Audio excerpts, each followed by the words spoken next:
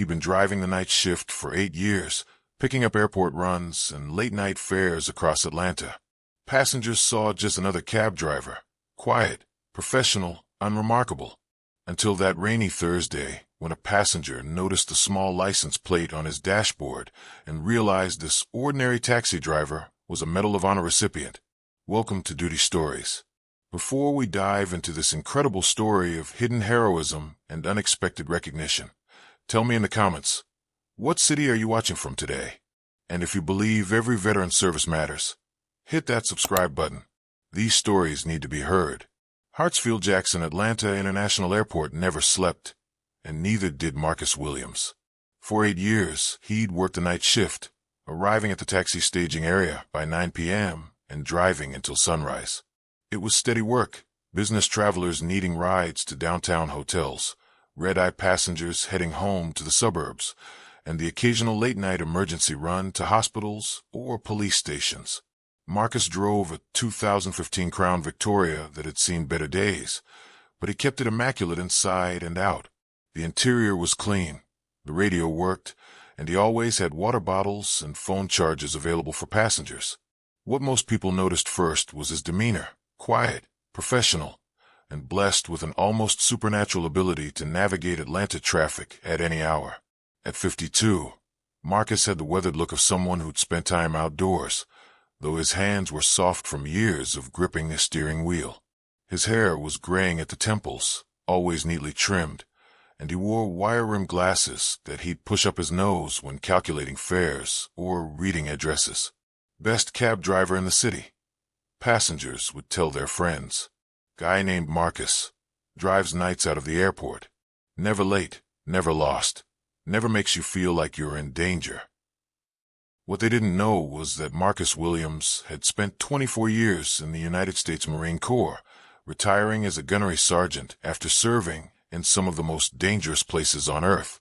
His last deployment had been to Helmand Province, Afghanistan, where he'd served as a convoy security specialist protecting supply routes through Taliban-controlled territory. Marcus kept that information to himself. On his taxi license application, he'd listed transportation and logistics experience and provided references from a Marine buddy who ran a small freight company. As far as the Atlanta Taxi Commission knew, Marcus Williams was just another veteran looking for steady work. The only hint of his military background was a small metal license plate mounted on his dashboard, a simple black rectangle with white lettering that read Purple Heart Recipient. Most passengers never noticed it, and those who did usually assumed it belonged to a relative or friend. Marcus had placed it there not for recognition, but as a reminder. Every fare, every passenger, every interaction was an opportunity to serve in a different way than he'd served in the Marines. "You ever think about doing something else?" asked Tom Bradley, another night shift driver who'd become Marcus's closest friend among the taxi crews. "You're smart enough to run your own company. Maybe get into logistics or security consulting." Marcus had smiled and shaken his head. "I like what I do, Tom. Every night, I help people get where they need to go safely. That's service enough for me." What Marcus didn't tell Tom was that driving taxi had become a form of therapy. After 24 years of carrying a weapon, making split-second decisions under fire, and living with the constant possibility of violence, the routine predictability of taxi work was healing.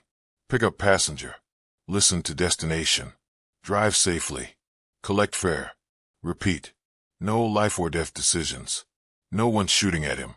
No responsibility for other people's survival. The closest thing to excitement in Marcus's taxi career had been the occasional drunk passenger or a late-night domestic dispute, situations he handled with the calm authority of someone who'd dealt with much worse problems in much more dangerous places. Until the night everything changed. It was 2:30 a.m. on a rainy Thursday in October when Marcus got the call for a pickup at Grady Memorial Hospital.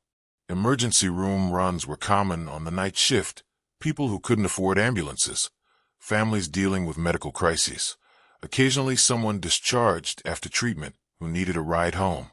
Marcus pulled up to the hospital's main entrance and found his passenger waiting in a wheelchair, a young man in his early 20s wearing a hospital gown under a jacket that was obviously borrowed. His right leg was in a cast, his left arm was in a sling, and his face showed the kind of exhaustion that comes from pain and medication. "You Marcus?" the young man asked as a nurse helped him into the taxi. "That's me. Where are we headed?" "Fort Benning. I know it's a long drive, but I can pay cash." Fort Benning was 90 minutes south of Atlanta, home to the Army's infantry school and airborne training.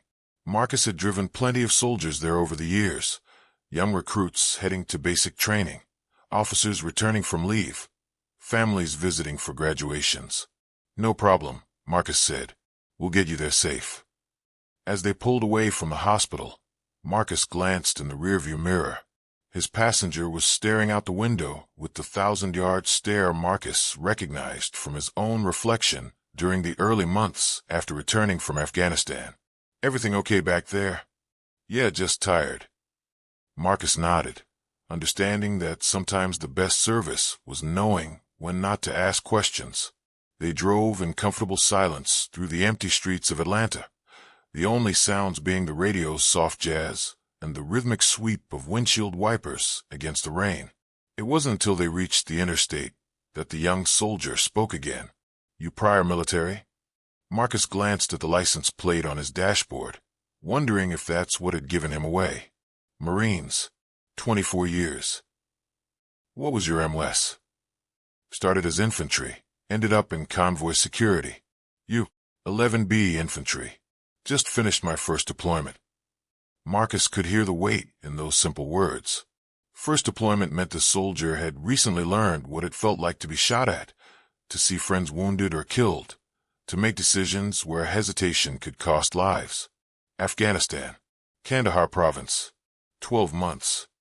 They were approaching Macon when the soldier, Marcus still didn't know his name, began talking about his deployment. Not the details, not the classified operations, just the weight of carrying responsibility for other people's lives when you're barely old enough to vote. "I was a team leader," the soldier said. "Had 3 guys under me. Good soldiers, all of them. We did everything right, followed protocols, maintained situational awareness, backed each other up." Marcus sensed what was coming and felt his chest tighten. "IED. Yeah. Roadside bomb. Hidden under construction materials.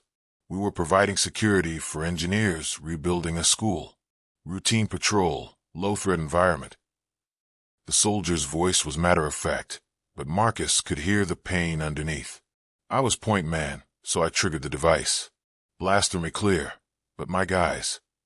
The soldier paused. 2 Kia. One lost his legs below the knee.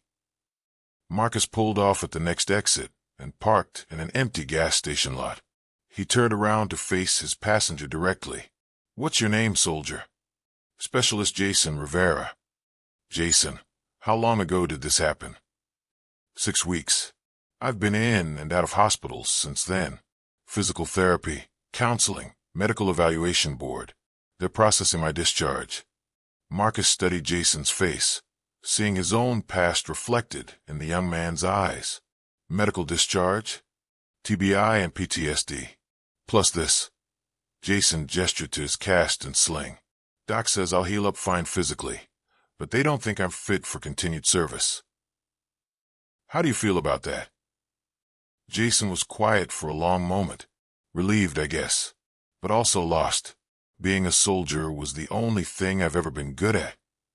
Marcus understood exactly what Jason meant. The transition from military to civilian life was difficult under the best circumstances. When it was complicated by combat trauma and survivor's guilt, it could be overwhelming. "Jason, can I show you something?" Marcus reached into his glove compartment and pulled out a small box.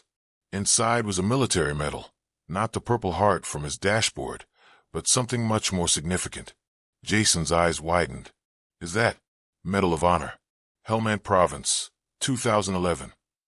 Jason stared at the medal, then at Marcus, trying to reconcile the taxi driver with the highest military decoration in the United States. "What did you do?" Marcus was quiet for a moment, looking out at the rain-soaked parking lot. "My convoy was ambushed. IED disabled our lead vehicle. Small arms fire from 3 directions. We had wounded who couldn't move, and the enemy was closing in. What happened? I held them off long enough for helicopter support to arrive. Took some hits in the process. Marcus gestured to a barely visible scar on his neck. But everyone made it out alive. Jason leaned forward. You saved your whole unit. I did my job, Jason. Same as you did yours. But I lost 2 men, and I saved 12. The difference wasn't skill or courage or leadership. The difference was luck. Marcus returned the medal to its box and put it back in the glove compartment.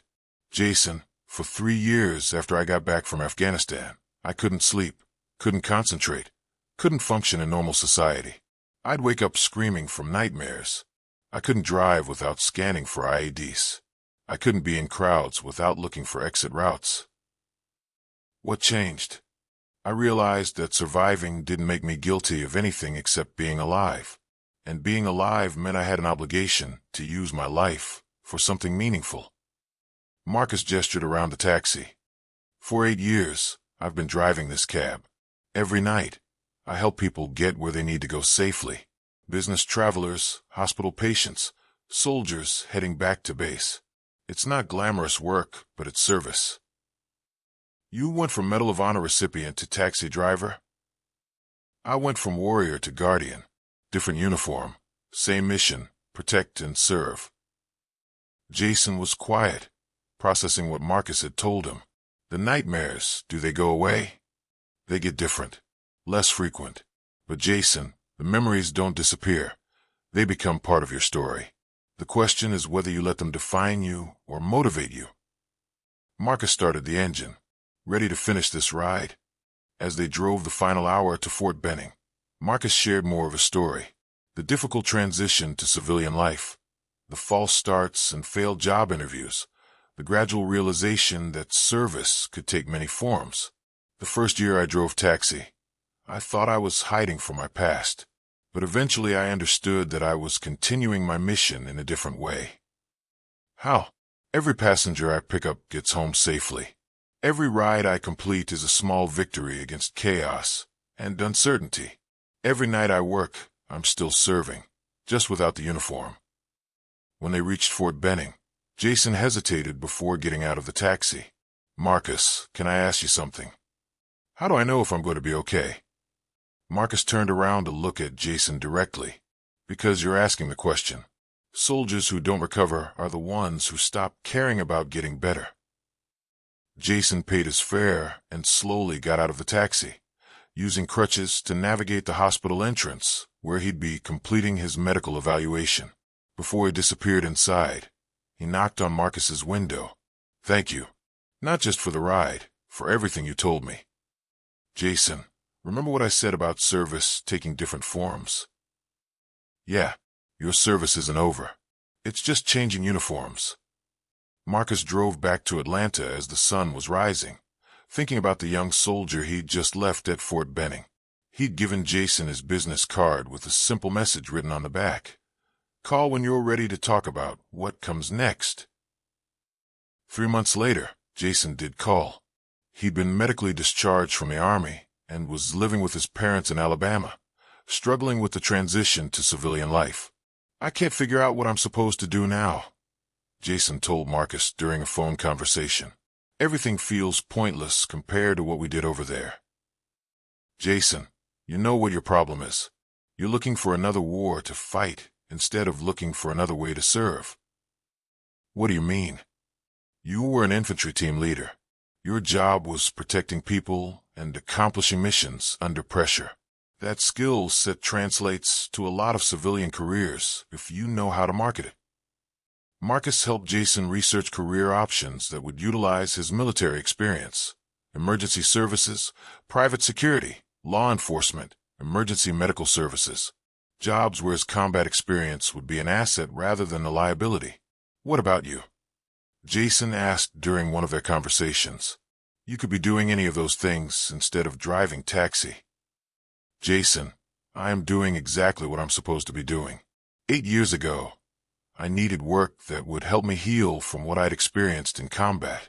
Taxi driving gave me that routine, purpose, and the satisfaction of helping people without the stress of life or death decisions. And now I know that every night I work, I might pick up someone like you, a veteran who needs to hear that there's life after military service, that surviving doesn't make you guilty, and that service can take many forms. 6 months later, Jason called with news. He'd been hired by the Atlanta Fire Department as an EMT, with plans to work toward becoming a paramedic. First day is Monday, Jason told Marcus. I'm nervous as hell, but also excited. It feels like I'm going to be helping people again. How's the PTSD? Better. Not gone, but manageable. The counseling helped, but honestly, what helped more was understanding that I could still serve even if I wasn't carrying a rifle. That's the most important lesson any of us can learn. 2 years later, Marcus was driving his usual night shift when he got a call for a pickup at Grady Memorial Hospital. When he arrived, he found a familiar figure waiting, Jason Rivera, now wearing an EMT uniform and looking confident in a way Marcus hadn't seen during their first meeting. Hey, Marcus. Remember me? Of course. How are you doing, Jason? Good. Really good. Just finished a 12-hour shift, and my car's in the shop. Mind giving me a ride home? Marcus smiled. Get in. As they drove through the familiar streets of Atlanta, Jason told Marcus about his work as an EMT. The lives saved, the families helped, the satisfaction of using his military training in a civilian context. You were right about service taking different forms, Jason said. Last week, I helped deliver a baby in the back of our ambulance. 2 days ago, I talked to veteran off a bridge who was having a PTSD episode. Yesterday, I performed CPR on a car accident victim until we got him to the hospital. Sounds like you found your mission. I did. And Marcus, I need to tell you something. Marcus glanced in the rearview mirror. What's that? That night you picked me up at the hospital, I was planning to kill myself. Marcus felt his chest tighten, but he kept driving. I had a plan, had picked out a place. I was going to Fort Benning to visit my buddies' graves one last time then. Jason paused. Then you told me about service taking different forms, about using my life for something meaningful. Jason, you saved my life that night, Marcus. Not just by giving me a ride, but by showing me that surviving combat doesn't make you guilty. It makes you responsible for doing something worthwhile with the life you still have. Marcus pulled over at a quiet spot and turned around to face Jason. You saved your own life by choosing to keep fighting. All I did was share what I'd learned from my own experience. But that's exactly what I needed to hear, at exactly the moment I needed to hear it. Jason reached into his pocket and pulled out a small object, an EMT patch from his uniform. I want you to have this, to remember that sometimes the most important service happens in the back of a taxi at 3 a.m., when someone needs to hear that their life still has purpose. Marcus accepted the patch, understanding its significance. I'm proud of you, Jason. You've turned your pain into purpose. I learned from the best. As Marcus dropped Jason off at his apartment, the young EMT paused before getting out. Marcus, can I ask you one more question? Always. Do you ever think about doing something else? I mean, you've got skills and experience that could take you anywhere. Marcus smiled, looking around at his taxi, the worn seats, the radio, the Purple Heart license plate on his dashboard. Jason, 8 years ago I took this job because I needed work that would help me heal. 5 years ago, I stayed because I realized I was good at helping people. Tonight, I know I'm exactly where I'm supposed to be. Because of passengers like me. Because every night, I get to serve people who need help getting where they're going. Sometimes that's just a ride to the airport. Sometimes it's a conversation that changes someone's life. Marcus started the engine. You never know who's going to get in your taxi, Jason. But if you're ready to listen, really listen, you might be exactly what they need at exactly the right moment. Over the following years, Marcus continued driving the night shift, and his reputation grew throughout Atlanta's veteran community. Word spread quietly. There was a taxi driver who understood, who'd been where they'd been, who could offer guidance without judgment. Marcus never advertised his military background or his Medal of Honor, but veterans had a way of recognizing each other. The way he carried himself, the way he spoke, the calm authority in his voice during stressful situations. "You should talk to Marcus," became common advice among veterans struggling with transition issues. "He drives taxi out of the airport. Night shift. Ask for him specifically." Marcus's taxi became an unofficial counseling center, a mobile support group, a place where veterans could speak freely about experiences that civilians couldn't understand. "I don't know how you do it," Tom Bradley told him one night as they waited for fares at the airport. "Half your passengers seem to have some kind of crisis or trauma. Doesn't it wear you down?" "Tom, I spent 24 years in the Marines preparing for the worst day of someone's life. Now I get to help people through those days. That's not wearing me down. That's keeping me alive." 5 years after his ride with Jason, Marcus was approached by a reporter from the Atlanta Journal-Constitution who had heard rumors about a Medal of Honor recipient driving taxi.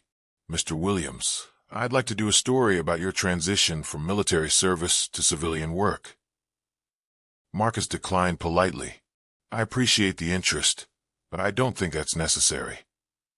But your story could inspire other veterans, help them understand that there's life after military service. The veterans who need that message already know where to find me." The reporter persisted. "Don't you want recognition for your service, both military and civilian?" Marcus gestured around the taxi staging area, where dozens of drivers waited for their next fare. "Recognition isn't what I'm looking for. Purpose is. And every night I drive, I find it. But you're a Medal of Honor recipient working as a taxi driver. Don't you think you're wasting your potential?" Marcus smiled. "Last month, I talked a young veteran through a panic attack during a ride to the VA hospital. 2 weeks ago, I helped a homeless Marine get connected with housing services. Yesterday, I drove a Gold Star mother to the airport for her first vacation since her son was killed in Iraq." He looked at the reporter directly. "If that's wasting my potential, then I'm proud to be wasteful." On Marcus's 10th anniversary as a taxi driver, his colleagues at the airport staging area surprised him with a small celebration. Drivers who'd worked with him for years gathered to share stories about his kindness, professionalism, and the quiet way he'd helped people during their worst moments. "Marcus represents everything good about this job," said Susan Parker, one of the few other veteran drivers at the airport. "He shows up every night ready to serve, and he treats every passenger like they matter." During the impromptu ceremony, Tom Bradley stood up to make a speech. "Most of you don't know this, but Marcus is a decorated Marine veteran, Medal of Honor recipient, Purple Heart, 24 years of service. He could be running corporations or consulting for the Pentagon, but he chooses to drive taxi because he believes in service." A murmur of surprise rippled through the crowd. Many of the drivers had suspected Marcus had military experience, but none had realized the extent of his service. "Marcus taught me that there's honor in every honest job, dignity in every act of service, and purpose in helping people get where they need to go safely," Tom continued. "That's a lesson worth celebrating." As the small crowd applauded, Marcus felt the same sense of satisfaction he'd experienced after successful missions in the Marines. Different uniform, same mission, serve with honor, protect those who need protection, and make a difference in whatever way you can. That night, as Marcus drove his usual route through Atlanta, he reflected on the journey that had brought him from the mountains of Afghanistan to the streets of Georgia. He'd started driving taxi as a way to heal from combat trauma, but it had become something more, a continuing mission of service that was just as meaningful as anything he'd done in uniform. His radio crackled with a new fare request. Pick up at Grady Memorial Hospital, destination unknown until he arrived.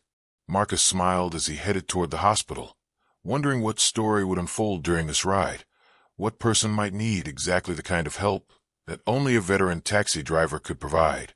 Because some battles are fought with weapons, but others are won with compassion, understanding, and the simple act of showing up when someone needs help. And Marcus Williams, Medal of Honor recipient and taxi driver, was exactly where he belonged, behind the wheel, ready to serve whoever needed a ride through the darkness toward the light. 8 blocks from the hospital, Marcus's radio crackled again. Driver 47, you've got a repeat customer asking for you specifically. Says his name is Jason Rivera, and he's got someone he wants you to meet. Marcus grinned, recognizing the EMT, who'd become like a son to him. Jason was probably introducing another veteran to the taxi driver who understood, who'd been there, who could offer guidance without judgment. Copy dispatch. On my way. As Marcus navigated the familiar streets toward his next fare, he thought about the Purple Heart license plate on his dashboard and what it really represented. Not just a medal for being wounded in combat, but a reminder that healing from trauma was possible, that survival carried responsibility, and that service could take many forms. He'd been wounded in Afghanistan and healed in Atlanta. He'd served his country in uniform and continued serving in civilian clothes. He'd earned recognition for heroism in combat and found purpose in anonymity on city streets. Some people measure success by wealth, fame, or power. Marcus Williams measured it by the lives he'd touched, the veterans he'd helped, and the knowledge that every night he drove, he was exactly where he was supposed to be. Medal of Honor recipient, Purple Heart veteran, taxi driver, guardian angel for anyone who needed a safe ride through their darkest hour. Different titles, same mission, serve with honor, one fare at a time. So I ask you, have you ever encountered someone whose quiet service made a profound difference in your life? Someone who used their experience to help others without asking for recognition? Share their story in the comments, because here at Duty Stories, we believe the most important heroism often happens in ordinary moments between strangers. Thank you for watching. If this story moved you, subscribe to help us honor those who continue serving long after they've earned the right to rest. Remember, the next time you meet someone in a service job, consider that they might be carrying a story of sacrifice and heroism you can't imagine. Until next time, treat every act of service with the respect it deserves. You never know what medals might be hidden behind an ordinary uniform.